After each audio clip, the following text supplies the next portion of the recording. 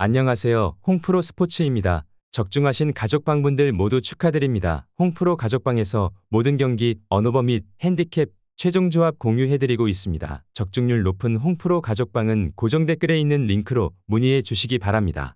5월 16일 해외 축구 4경기 분석 시작하겠습니다. 첫 번째로 세비야 대 카디스 경기 알아보겠습니다. 먼저 세비야는 직전 비아레알과의 경기에서 패배하고 말았다. 리그 내 좋은 흐름이 끊겨버린 상황인데 특히 이번에도 후반 실점으로 눈물을 흘린 상황이다. 바데와 살라스의 이탈로 인해 기회를 잡은 쿠아시는 왜 본인이 낙제점을 받았는지 몸소 증명하고 말았다. 그럼에도 엔네시리의 멀티득점 활약은 여전히 세비야가 리그에서 흐름을 탈 수 있게 만드는 원동력일 것이다. 최고 강점인 세트피스를 통한 득점도 뽑아내며 여전한 위력을 과시했다. 확실한 약팀을 상대하는 만큼 플로레스 감독의 실험은 여전할 전망으로 예상된다. 이어서 카디스는 리그 내 롱볼 지표 1, 2위를 다투는 헤타페와의 경기에서 승리를 가져왔다. 특히나 최근 강등권 경쟁에 대해 갈 길이 급한 상황이기에 더욱 꿀맛 같은 승리였다. 하지만 이번 시즌 승리를 한 번도 거두지 못한 원정길이기에 카디스의 어깨가 내려갈 수밖에 없다. 후안비와 라모스의 빈공은 계속되어 리그 내 최소 득점 과제는 여전히 끝나지 않은 상황이기도 하다. 카디스가 헤타페를 상대로 신승을 거뒀다지만 드라마틱한 경기력 변화가 있던 것도 아닐 뿐더러 두 팀의 평소 팀 성향을 보았을 때 분위기 반전을 기대하긴 어려워 보이는 상황이다. 더군다나 카디스에게 노릴 수 있는 제1옵션은 세비야에게 유효타를 날리기에는 어려워 보인다. 세비야 승리를 추천합니다. 두 번째로 셀타비고 대 빌바오 경기 알아보겠습니다. 먼저 셀타비고는 히랄레드 감독 대행 부임 이후 3승 1무 3패로 강등권에 머물러 있던 셀타비고가 꽤나 유의미한 전적을 보여줬다. 아스파스가 이끄는 역습 작업은 여전히 위협적인 모습이지만 민계자를 위시한 우측면 수비가 계속해서 말썽을 부리고 있는 중이다. 자이우송과 만키오를 동원하면서 우측면에 대한 해답을 찾으려 했지만 생각만큼 따라와 주지 않는 모습이긴 하다. 빌바오는 측면 공간에 있어 꽤나 날카로운 모습을 보여주고 있기에 주의가 필요할 전망이다. 이어서 빌바오는 리그에서 안 좋은 흐름이 계속해 이어지고 있다. 특히 직전 오사수나와의 경기에서는 오사수나 상대로 플랜 A가 계속해서 막히며 후반 극적 득점으로 겨우 무승부를 챙겨왔다. 하지만 결장자들의 빈자리가 느껴지는 상황인데 빈자리를 완벽히 메꾸는 것은 쉽지 않다. 베르치체의 이탈로 센터백 출전이 유력한 레쿠에를 제외하면 레프트백 가용 자원이 없는 상황이다. 수비수들의 징계 누적으로 인해 계속해서 힘든 상황을 보내고 있는 모습이다. 직전 경기 오사수나가 제시한 답안이 빌바오 상대로 꽤 들어맞으며 상대 답안이 리그 내에서 나름 공유가 된 상황이다. 셀타비고가 감독 교체 이후 이런저런 시도를 많이 하는 중인데 이런 상대법을 적용시켜 볼 여지는 충분해 보인다.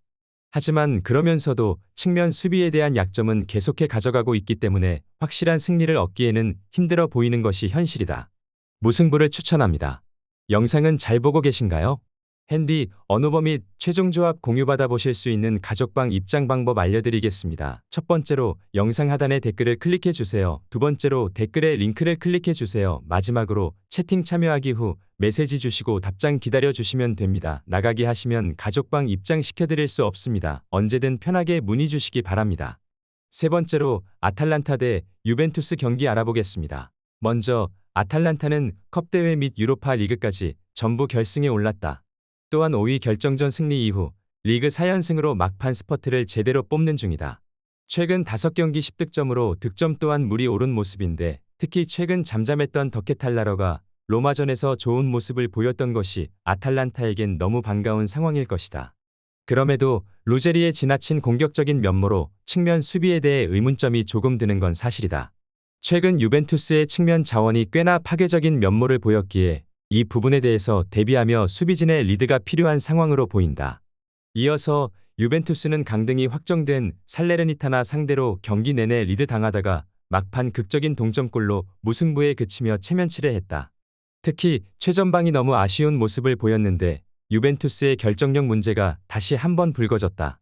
또한 다닐루의 이탈 이후 나섰던 가티와 브레메르, 루가니의 3백 라인 또한 아슬아슬한 모습을 보였다. 그럼에도 캄비아소를 중심으로 한 측면 작업에 대해서는 여전히 위력적인 모습을 보였던 점은 유벤투스의 1옵션이 건재함을 자랑하기도 했다. 유관이 익숙한 그들이기에 컵대회 결승전은 언제나 반등의 기회로 작용할 가능성이 있을 것이다.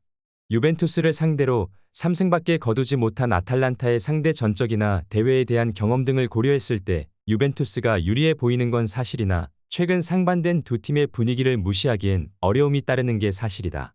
특히나 핵심 수비수 스칼비니가 결승전을 앞두고 휴식을 부여받은 상황이기에 최근 퍼포먼스가 좋지 못한 유벤투스의 공격진을 효과적으로 막아내기에 충분해 보이는 상황이다.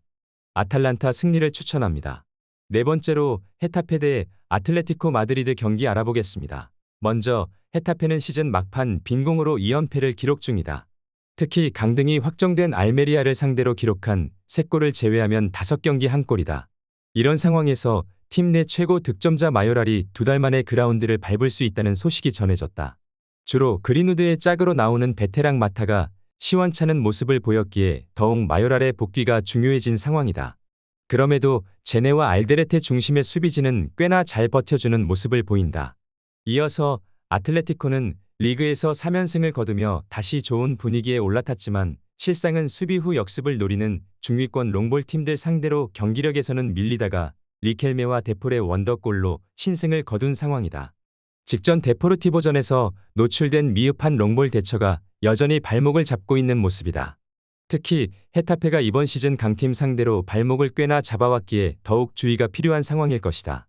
최근 아틀레티코 마드리드의 분위기가 좋지만 냉정하게 말했을 때는 역습팀들 상대로도 밀리던 경기력을 선수 개인의 능력으로 빠져나온 모습이다.